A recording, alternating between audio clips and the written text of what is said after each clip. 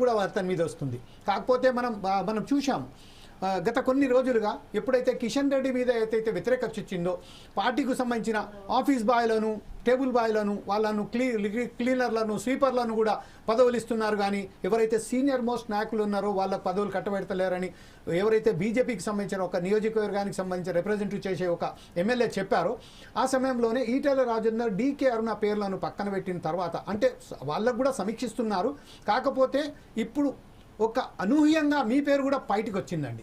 ఈ విషయంలో ఖచ్చితంగా first of all four size TV in advance if you are going to become a chief of the BJP here in our Telangana state, advancedly this is a congratulations from Four Sides TV. మీ విషయంలో మీరేమంటారండి? ఈ విషయంపై ఒకసారి మీరు చెప్పిన తర్వాత మనం కప్పర ప్రసాద్ దగ్గర కూడా వచ్చేసారు. కప్పర ప్రసాద్ గారు సీనియర్ జర్నలిస్ట్ కూడా మనతో జాయిన్ అయిపోయారు ఈరోజు డిబేట్లో. ఆయనకు కూడా ఫోర్ సైజ్ టీవీ స్వాగతం పలుకుతుంది. ప్రస్తుతం ఒకసారి ఆచార్య గారితో మాట్లాడిన తర్వాత ప్రొఫెసర్ శేషు గారి దగ్గరికి వెళ్దాం, తర్వాత వెంకటరెడ్డి గారికి, అలాగే సీనియర్ జర్నలిస్ట్ అయినటువంటి కప్పర ప్రసాద్ దగ్గరికి వెళ్దాం. ఆచార్య గారు మీరు చెప్పండి ప్లీజ్.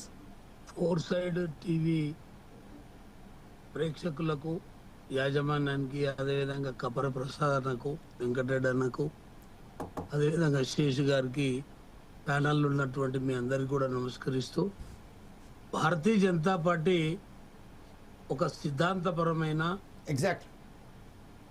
ఈ దేశం కోసం, ధర్మం కోసం పాటుపడేటువంటి ఒక రాజకీయ పార్టీ. దీనికి ఒక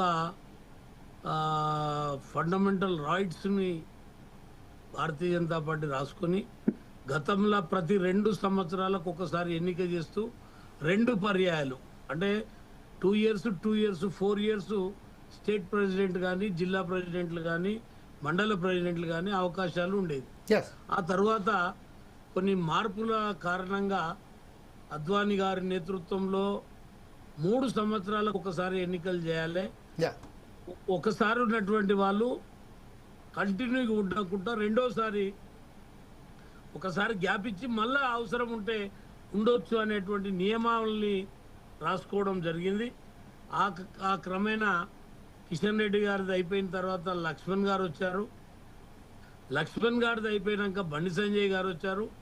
బండి సంజయ్ గారిది అయిపోయిన తర్వాత ఎన్నికల ముందు కొన్ని పరిణామాల వల్ల కేంద్ర నాయకత్వం బండి సంజయ్ గారిని మార్చి తాత్కాలికంగా కిషన్ రెడ్డి గారిని అధ్యక్షునిగా నియమించి గత ఎన్నికలప్పుడు భారతీయ జనతా పార్టీ నేతృత్వం వహించి కిషన్ రెడ్డి గారి నేతృత్వంలో ముందుకు పోవడం జరిగింది.